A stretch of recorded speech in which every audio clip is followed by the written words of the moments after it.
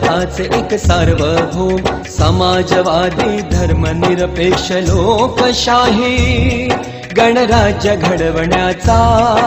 व त्याच्या सर्व नागरिकास सामाजिक आर्थिक व राजनैतिक न्याय विचार अभिव्यक्ती विश्वास श्रद्धा व उपासना